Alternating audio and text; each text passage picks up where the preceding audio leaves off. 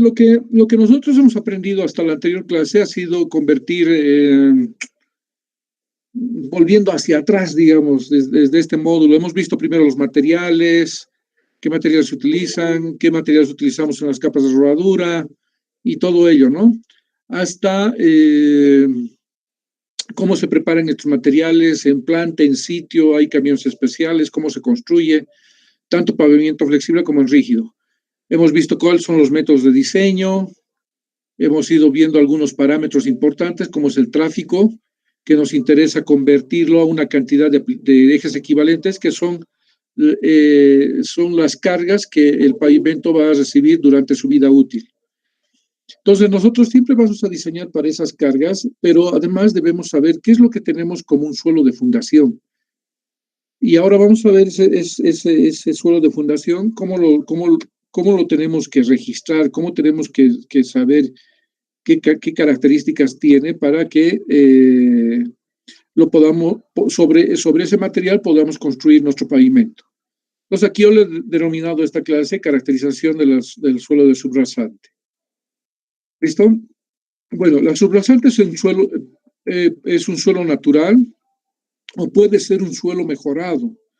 Y hemos visto, ¿no es cierto?, de que nosotros podemos utilizar un suelo tal cual lo encontramos en la plataforma, o de lo contrario, en caso de que no sea un buen suelo, digamos, apropiado, lo podemos mejorar. Ya sabemos de las técnicas, podemos estabilizar con cemento, con cal, con ligantes bituminosos, con un montón de otros materiales de manera química y de manera física, incorporando, digamos, otro tipo de áridos o de lo contrario, unos elementos que nos permiten mejorar su capacidad portante. Bueno, esa subrasante sirve como suelo de fundación para la estructura del pavimento. Es donde vamos a apoyar toda esa estructura del pavimento que está constituido por capas de subbase, capa base y las capas de rodadura. En caso de pavimento flexible, y en caso de pavimento rígido, está constituido solamente de una capa de regularización de material granular y la losa de hormigón. Esta capa puede ser el resultado, me refiero a la capa de subrasante, puede ser resultado de los materiales de corte o, de lo contrario, de la conformación de terraplén. O, en definitiva, ambos, ¿no? Cuando tenemos una sección mixta. Una de las recomendaciones grandes que dice también la especificación, en ningún caso nosotros podemos utilizar materiales altamente orgánicos. No, en ningún caso nosotros vamos a apoyar la estructura de un pavimento sobre un suelo orgánico, ¿ya? Es una de las recomendaciones que están en la especificación técnica.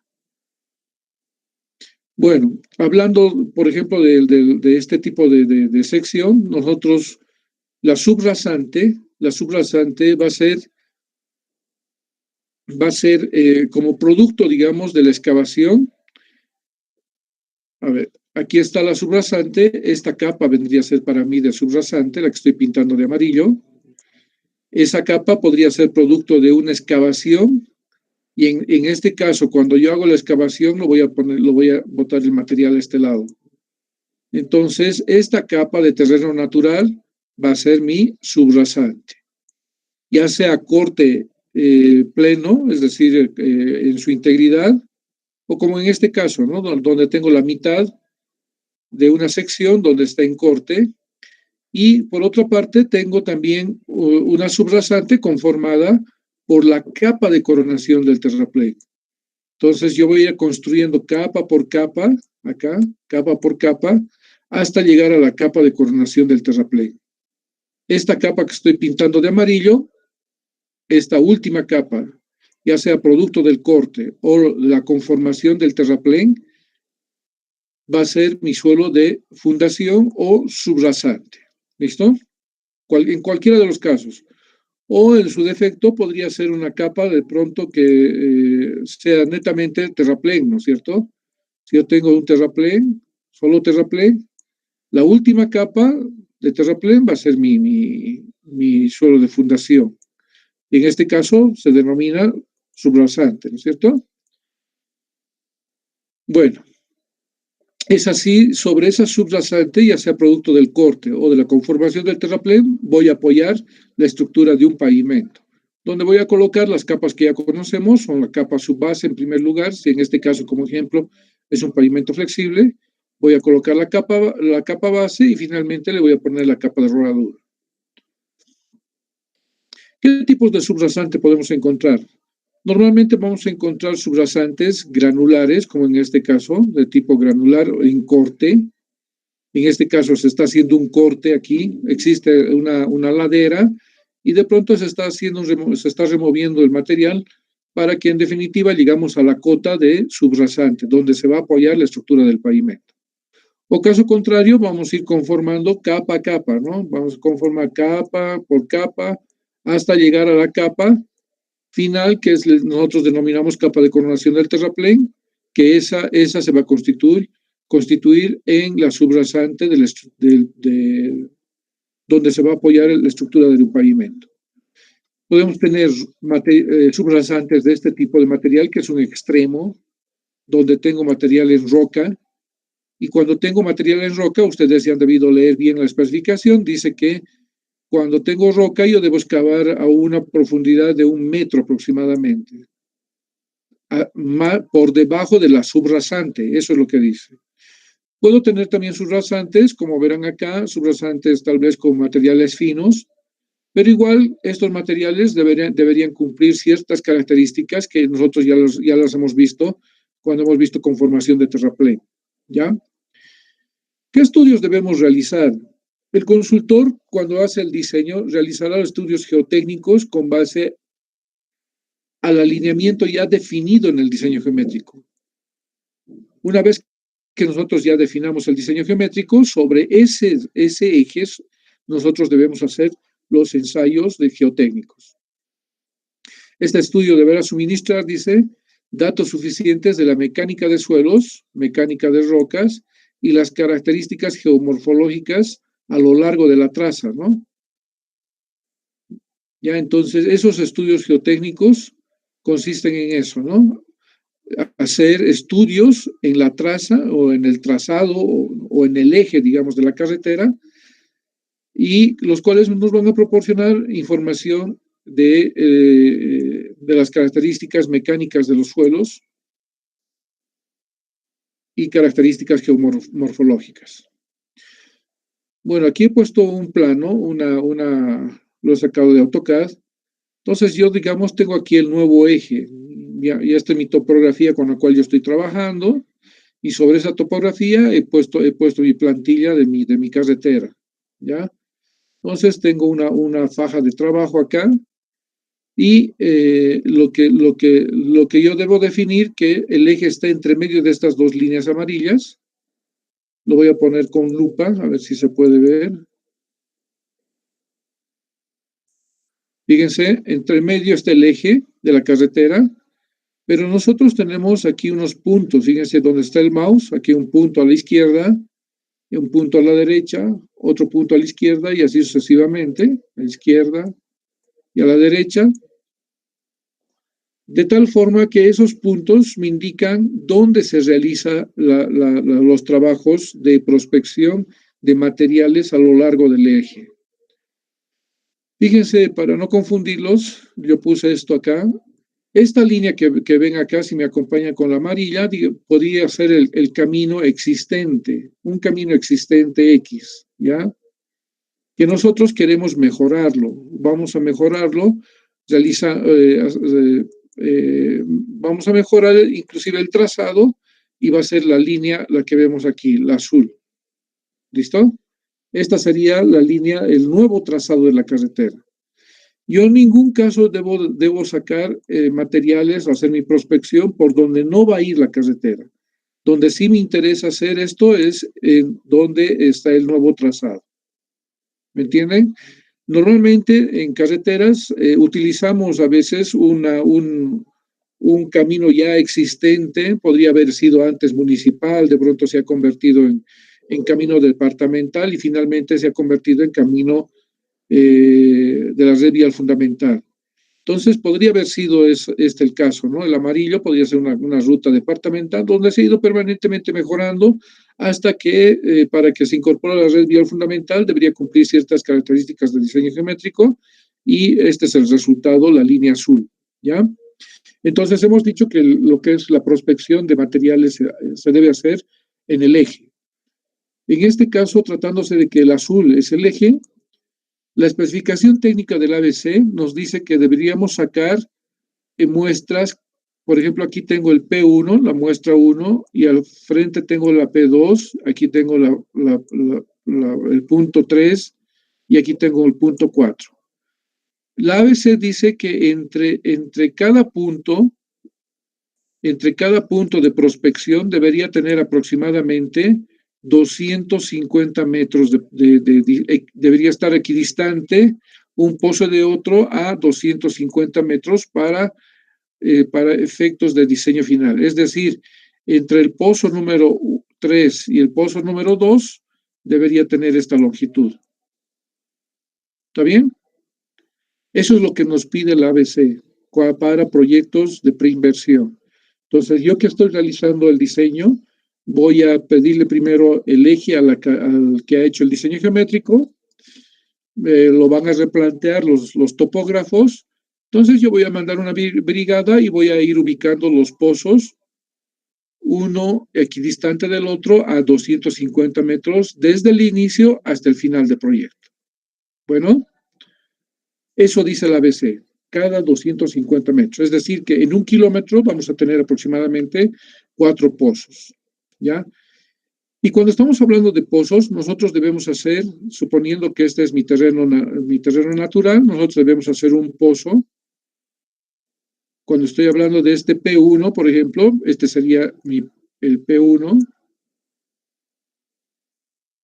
El P1, este acá, y voy a hacer una excavación de 1,50 de profundidad. Eso también nos pide el ABC. Nosotros debemos hacer una excavación de 1,50 de profundidad. Desde la cota de terreno natural, debemos hacer una excavación de 1,50. Entonces, estos son datos que hay que cumplirlos por requerimientos del ABC. Los pozos equidistantes a 250 y cada pozo con una profundidad no menor a 1,50. Puede ser mayor, de pronto a alguien se le ocurre hacer de 2 metros, no hay inconveniente. ¿Está bien? Esos son los requerimientos que nos pide la ABC. Este es un pozo, una foto, como ustedes verán. Esta es una regla, la que están viendo aquí en este. Esta es una regla que cada marquita, o sea, desde este punto hasta este punto, tiene 50 centímetros. Perfecto. 50 centímetros. Entonces, es una regla donde tiene, fíjense, el rojo también es 50 centímetros, hasta ahí, el blanco 50, y abajo tiene 50. Entonces, es una regla de 2 metros, y como verán, a la cota de esta marca roja, lo voy a borrar para que no lo veamos mejor. A esta altura, si ustedes ven, entonces tenemos unos 50 de profundidad. Aquí hay varias formas. Uno lo puede hacer así alargado, el pozo, no hay ningún problema, o lo puede hacer así un cuadrado como el que ven aquí. No hay inconveniente. Está en función de la comodidad y de los instrumentos que utilizamos. Normalmente esta forma tiene cuando uno está utilizando una picota, por ejemplo. Esto es cuando uno está usando un barreno y unos extractores de materiales, ¿no? Entonces, el ABC nos pide que en cada reporte, en cada trabajo que nosotros hagamos, saquemos una fotografía, de tal forma que la fotografía sea panorámica y podamos apreciar además alguna información adicional, como la que vamos a ver aquí. Dice proyecto tanto, sector Carlazo, las coordenadas, es la información básica que hay que poner, el pozo número 1, la profundidad, fíjense, a 1,50, y además hay una cosa interesante que dice que el pozo, que me había olvidado de decirles, que se hace en el eje, por ejemplo, este es en el eje, por eso dice aquí lado, eje. Si ustedes me siguen en este otro lado, también dice lado, eje. Pero estos pozos normalmente se realizan en 3 bolillos, a la izquierda, en el eje y a la derecha. Luego nuevamente a la derecha, al centro en el eje y a la izquierda. Es así como se va realizando estos pozos. Y además la ABC nos pide esta información fotográfica, ¿no? que no sea una foto así, como lo que ven aquí en este cuadro. Lo que pide ahora que sea panorámica, donde se pueda apreciar que efectivamente se está sacando de un pozo, ¿no? Porque había muchos ingenieros bandidos de que este letrerito lo traían para este lado y sacaban otra foto con otro ángulo, indicando de que ya era el segundo pozo, digamos, y al final solo habían hecho uno nada más. Entonces, con esto sí podemos ver que efectivamente se están moviendo los pozos y están haciendo en distintos lugares. Listo. Además de esto, nosotros extraemos el material, como verán aquí, hay un material que está ya listo, se va extrayendo el material y se va depositando en un lugar para acopiarlo y posteriormente llevarlo al laboratorio. Aquí tenemos un registro de campo de los pozos, donde les había mencionado, fíjense, aquí la foto, seguimos con las reglas, supuestamente hasta a esta altura, y es 1.50, rojo, blanco, rojo. Aquí está la información que les he mencionado. Fíjense, dice sector Carlazo, eje, este dice lado izquierdo, fíjense. Está la fecha también, la profundidad, el número del pozo. ¿Qué es lo que contiene este pozo? Tiene una ficha como la que vemos acá. No es la única ficha. Cada empresa se crea una determinada ficha para ir detallando el material en sitio, cómo se encuentra el material. Fíjense, aquí nosotros tenemos la profundidad de 0, o sea, de la cota del terreno natural, a 1.50. En este caso, este material era de la misma naturaleza, fíjense, no ha cambiado. Esto lo van cambiando en caso de que vaya cambiando también el tipo de material. Y normalmente los ingenieros geotenistas hacen una convención de simbología para graficarlo acá. Si es granular, de pronto, no sé, lo podría unos redonditos acá, tal vez. ¿Ya? Entonces, en este caso es un mismo tipo, donde aquí dice descripción lateral, de 0 a 1.50 el material es fino, compuesto de limo, arcilla de color gris. ¿Qué consistencia tenía? Desde el 0 a 50 centímetros, media, dice. De 50 centímetros a 1 metro de profundidad, también sería media, y hasta el final del pozo, que es a 1.50, también era media. Entonces, cada fila es una característica de 50 centímetros de profundidad. Acá también ustedes tienen eso y lo mismo acá. Entonces podemos ver la consistencia, la compacidad, fíjense, media compacta, suelta, muy compacta. Entonces ahí van marcando, ¿no? Humedad, estaba relativamente húmedo, dice acá. Y como se trata de una sola muestra, un solo tipo de material en unos 50 de profundidad, entonces es suficiente recolectar 50 kilos. Fíjense, 50 kilos acá. Acá todo el material se ha copiado acá y fíjense, ya está en la bolsa aquí, almacenado. Además que le van a poner una tarjeta con los mismos datos que están acá para que cuando llegue al laboratorio sepan de dónde a qué lugar corresponde este material. Entonces, además de esta ficha, se va colocando esto, ¿no? El sector es Carlazo, la alternativa de la variante Junacas, el pozo, cada quien pone su simbología, pozo 4.1, las coordenadas, el GPS, la ubicación, este pozo es de la izquierda, la fecha del muestreo, y aquí algunas observaciones. Él dice que hay sobretamaños mayores a 3 pulgadas. El técnico es responsable del trabajo que está haciendo de campo y el ingeniero es responsable de la campaña de suelos. Pues una vez que hayamos hecho esto, perdón, me había olvidado. En caso de que de pronto, no sé, cambie de consistencia el material, digamos cambiar hasta acá. Este es el material A1, digamos, no del tipo 1, ¿no? Mejor le cambio, cuidado que me piensen que es A1. Digamos que hasta aquí el material es tipo 1, digamos, ¿ya? Tipo 1. De aquí abajo es el tipo 2. El tipo 2. Entonces, si son dos tipos de materiales en 1.50 de profundidad diferentes, entonces yo tendría que tener una bolsa para el segundo material de 50 kilos nuevamente, pero de este estrato, ¿no? ¿Está bien? Bueno, ¿para qué me sirve eso? Yo lo llevo a gabinete, fíjense, 1 más 250, hemos dicho que es equidistantes a cada 500. Aquí tengo uno más 500, uno más 750, y lo voy a graficar, y voy a tener que un perfil estratigráfico de los materiales cada 250. Es así como se voy encontrando a lo largo de la carretera estos materiales. Por ejemplo, aquí estos pozos primero tenía una capa de material orgánico, luego tenía un material de un tipo, y al final tenían otro material. Entonces siempre se llevaban dos muestras en estos casos.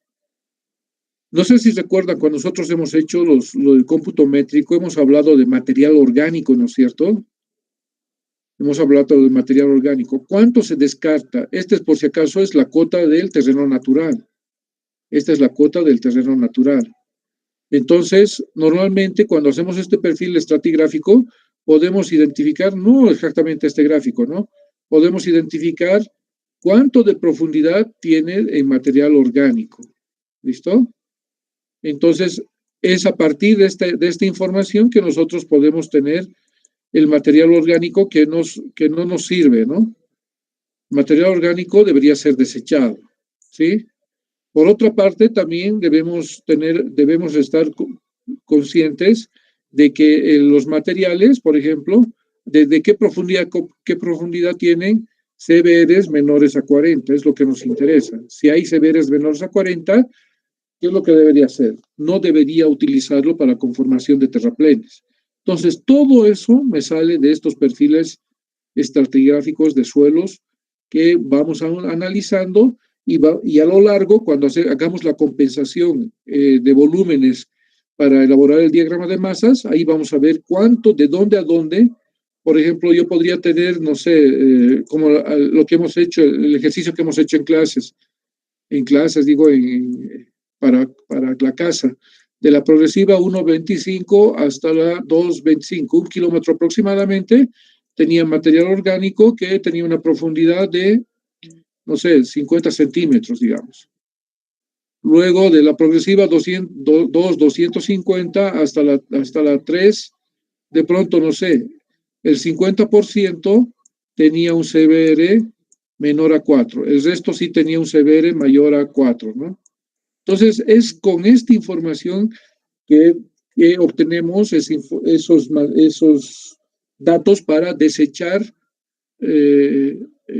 algunos materiales y utilizar los otros, ¿no? ¿Alguna consulta hasta acá?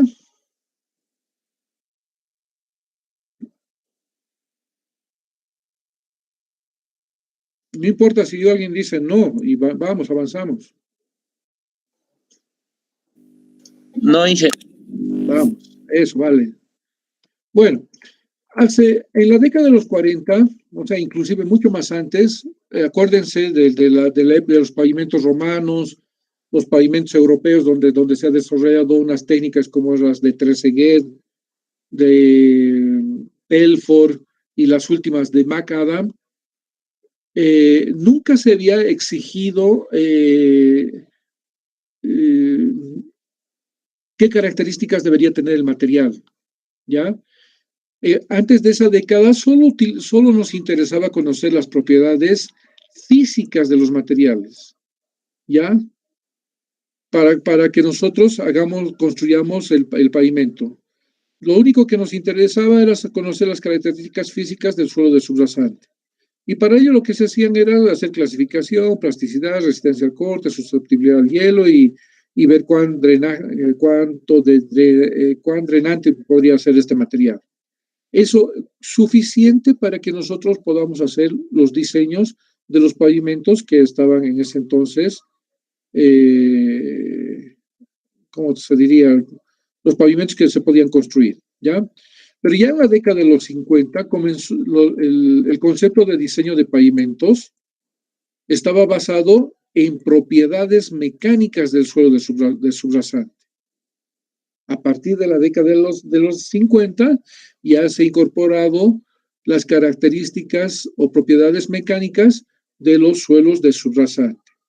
Y para ello se han ido creando varios equipos, por ejemplo, o varios datos que han quedado con el nombre de los equipos, que nos sirven para hacer determinar las características mecánicas. Por ejemplo, la capacidad de soporte desde el CBR es una. El valor de resistencia Given también es otro, el valor de R, así se lo llama. El ensayo de plato de carga, que nos proporciona el valor de K, también es importante. Podemos hacer ensayos en sitio para verificar la capacidad portante, utilizando este equipo, que es el cono dinámico de penetración, el DCP. Y finalmente tenemos el que normalmente se hace en laboratorio, pero también lo podemos hacer en campo, es determinar el modo resiliente. Entonces, todas estas características mecánicas pueden ser utilizadas en el diseño del pavimento. Pero quiero que lo tengan bien claro, anótenlo bien. Para el diseño de pavimento flexible, estoy resaltando, para el diseño de pavimento flexible, nosotros utilizamos el módulo resiliente. ¿Listo? Y para el diseño de pavimento rígido vamos a utilizar los ensayos de plato de carga, que es el valor de K. ¿Ya? ¿Está claro? Este va a ser para pavimento flexible y este va a ser para pavimento rígido. Ahora, por si acaso, no siempre tenemos este equipo, el ensayo de plato de carga, para determinar el valor de K. Pero lo que se hace normalmente es correlacionar valores. Yo puedo obtener un CBR en laboratorio y correlacionarlo al valor de K, o puedo determinar el valor de CBR y puedo determinar el módulo resiliente. O caso contrario, puedo hacer una correlación del valor de K, del valor de R y convertirlo a valor de K. El valor de R, convertirlo a valor de K, o el valor de R, convertirlo al módulo resiliente. Entonces, todos estos los podemos convertir ya sea al valor de K para pavimento rígido o al módulo resiliente para pavimento flexible. En el examen muchas veces les doy estos datos y me dicen la capacidad portante del suelo puede ser expresada en valor de K o en valor de módulo resiliente. Y muchas veces me dicen, yo tengo el valor de K y ahora ¿qué hago? Me ha pedido que diseñe el valor el pavimento flexible. Y en realidad este debería ser utilizado para el diseño del pavimento rígido y este para el diseño del pavimento flexible. ¿Está bien? Vamos. Y como les había mencionado, hay correlaciones, ¿no? Este es el ensayo más común que nosotros realizamos, porque la mayoría tiene estos equipos y son accesibles a cualquier empresa, a cualquier instituto o entidad pública. Entonces, tranquilamente nosotros podemos hacer las tres correlaciones, ¿ya? Bueno, vamos a ver ahora uno a uno estos valores, en qué consisten y cómo se deben hacer los ensayos. Bueno, ya saben que la relación del valor soporte de California es una medida de resistencia al esfuerzo cortante de un suelo bajo condiciones de densidad y humedad cuidadosamente controladas. Eso es lo que normalmente hacemos para hacer los ensayos de CBR. El objeto principal de este ensayo es simular, dice, las condiciones de saturación a las cuales van a estar sometidas los suelos de subrasante de la carretera. Entonces nosotros al hacer de que los ensayos lo vamos a someter primero a que estén sumergidas durante 4 días, lo que estamos haciendo es poner las condiciones más críticas para medir este valor de CBR. Entonces, de este modo obtenemos en condiciones más críticas los resultados de capacidad portante de estos suelos, ¿no? Bueno, está de más explicarles en qué consiste el ensayo de CBR, pero es importante que para que sigamos con los ensayos de CBR debemos determinar estas curvas de humedad y densidad, Proctor, donde nosotros tenemos 2 tipos de ensayo. Tenemos el T180 y el T99. El T99 normalmente lo utilizamos, que también se denomina estándar, y el T180 se denomina modificado. El T99, el estándar, normalmente lo utilizamos para suelos, sería para suelos finos. Lo más recomendado es que utilicemos el T99, es decir, el ensayo estándar para suelos finos. Y el otro lo podemos utilizar para suelos granulares. Como ustedes verán, la diferencia en cuanto a peso de martillo es una acá, y ustedes ya saben, la altura de caída son 18 pulgadas, aquí son 12 pulgadas, el número de capas son 5 y en este otro ensayo el estándar son 3. ¿Listo? ¿En qué consiste el valor de Given? Se basa en el ensayo del estabilómetro, así se llama el equipo que hace este ensayo, que mide las presiones horizontales desarrolladas, dice, o sea, presiones horizontales hacia los lados, presiones horizontales desarrolladas en un material granular, pues está el material aquí, por efecto de la aplicación de una carga vertical, es decir, la carga vertical es esta acá, ¿no? ¿Está bien? Entonces, a mayor resistencia, dice, a mayor resistencia, o sea, menos desplazamientos horizontales. Perdón un momentito. Bueno, a mayor resistencia a la presión vertical, mejor será la calidad del material. O es obvio, ¿no? Es decir, si yo incremento mi resistencia de vertical, los desplazamientos horizontales van a ser pequeños. Eso quiere decir que la calidad de mi material es relativamente buena. En consecuencia, el espesor de la estructura del pavimento, en función de R, del valor de R de la subrasante, a menor valor de R, va a ser mayor el espesor. Es obvio, ¿no? Si tengo menores resistencias, va a ser, obviamente vamos a tener que diseñar espesores mayores. Este es el estabilómetro de Given, donde tenemos las presiones horizontales, les había mencionado, aquí está la muestra, tenemos presiones horizontales, las que nosotros medimos con este aparato, con el manómetro, medimos las presiones horizontales por la aplicación de la carga vertical. Entonces aquí vamos a obtener el valor de R, nada más, y es sencillo, ¿no? Colocar acá. El ensayo de plato de carga, que nos da el valor de K. ¿En qué consiste? Esta prueba en general es aplicada para el diseño de pavimentos rígidos, como les he mencionado.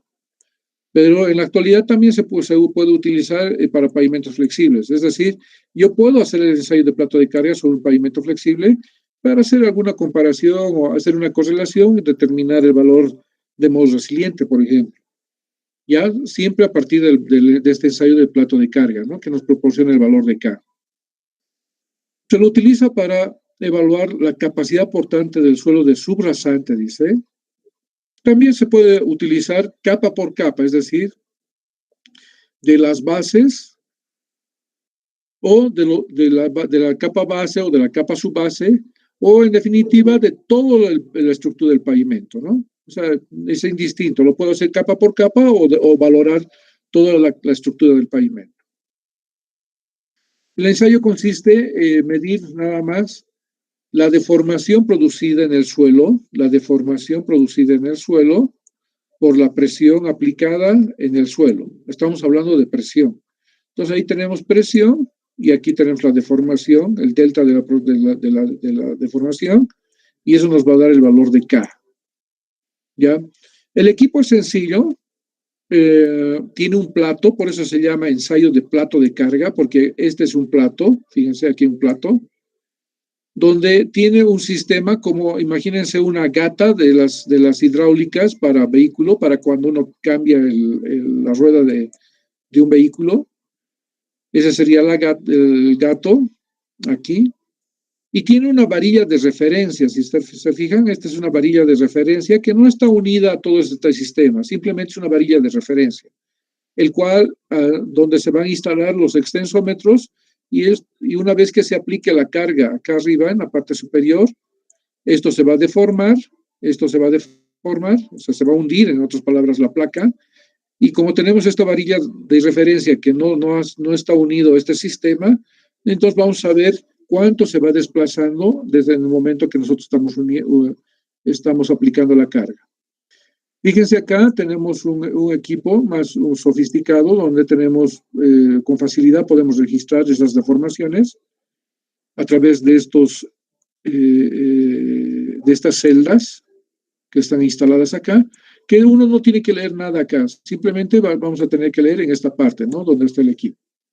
Hay distintos platos de carga, por ejemplo, aquí está el plato de carga, aquí está la viga de referencia, fíjense, es diferente, pero el sistema de carga es un gato, ¿no? Es una gata de vehículo, pero a diferencia del otro que era sofisticado, este tiene extensómetros acá, fíjense, estoy apuntando, tiene extensómetros. Ahora esta es una viga de referencia nada más, ¿no? Una varilla de referencia. Pero aquí yo tengo una varilla diferente, ¿no? Parece una escalera, pero es una viga de referencia y en el hueco está instalado el plato de carga y obviamente que tenemos carga aquí en el vehículo, ¿no? Para poder registrar las deformaciones en el suelo subrasante, cualquiera de las capas que estemos valorando. Otro ensayo que nosotros normalmente utilizamos es el equipo de cono de penetración dinámica, el DCP. Tiene por objeto medir en sitio tensiones de los materiales de pavimentación, como los suelos de subrasante. Está correlacionado directamente al CBR, es decir, que a partir de los ensayos de DCP, yo puedo directamente determinar el valor de CBR. Y este equipo cabe en una maletita, donde tengo aquí una varilla, como verán, una varilla larga, donde aquí está el contrapeso, es un ensayo parecido al STP, y en esta otra parte tengo el tope donde este contrapeso se va a detener. Este aquí es el mango de sujeción, y este es el importante, este es el cono que va apoyado al suelo. Y aquí en este otro extremo tenemos una rosca que lo añadimos en esta parte. A ver, creo que está muy rayado, lo voy a sacar. Aquí está el cono en este extremo y en este otro extremo hay una rosca que es unida a esta otra parte del equipo. Entonces se hace una sola pieza, ¿no? Entonces tenemos aquí una varilla donde tenemos es como un flexómetro, donde tienen datos para ver cuánto ha penetrado. Mejor si lo vemos aquí, en el esquema. Entonces aquí ya estaría montado todo, la primera parte, la segunda parte que está sujetada a esta, donde está el tope. Aquí va una regla y aquí va el cono, ¿no? El cono apoyado. Entonces, esto se lo deja caer, va hasta el tope, como lo ven aquí en esta segunda posición, y esta varilla habría penetrado. Entonces, todo lo que penetre se va a medir acá, en esta regla. Entonces, vamos a sacar un DN, que nada más que es la penetración y el número de golpes. ¿Con cuántos números de golpes ha penetrado tanto? ¿Listo? Ese valor de DNN lo podemos llevar aquí, con un factor de corrección, dependiendo del ángulo, porque este está utilizando uno de 60 grados, hay otros de 45, y eso está en función del tipo de material que quiera medir. Normalmente se utiliza el de 60 para suelos granulares y el de 45 para suelos finos. Entonces yo puedo determinar el valor de CBR en sitio a partir del DCP, ¿ya? Aquí, por ejemplo, vamos a ver una secuencia de fotos. Por si acaso, fíjense cómo es el destino. Ahora este ingeniero que estaba trabajando simplemente como ingeniero de apoyo, ahora es el gerente de la gerencia de conservación en la ABC. Bueno, aquí tenemos ahí le voy a decir que lo presento siempre en las clases. Bueno, fíjense, aquí está armado el DCP, aquí está la reglita aquí al lado, el cono está apoyado sobre la capa. Ya han medido en la capa base, han sacado y han llegado a la capa subbase. Lo que va a hacer es suspender hasta el tope. Fíjense, ya lo ha suspendido hasta esta parte. Y aquí hay un tope inferior. Entonces, lo que va a hacer es soltarlo. Lo ha soltado, fíjense, ha caído. Ha llegado al tope. El cono ha penetrado y vamos a ver cuánto ha penetrado en el cono. Entonces, ese es el ensayo con el cual podemos nosotros determinar el DN y llevarlo luego a la ecuación, ¿no? Vamos a determinar el DN por la penetración, la cantidad de golpes, para determinar el CBR.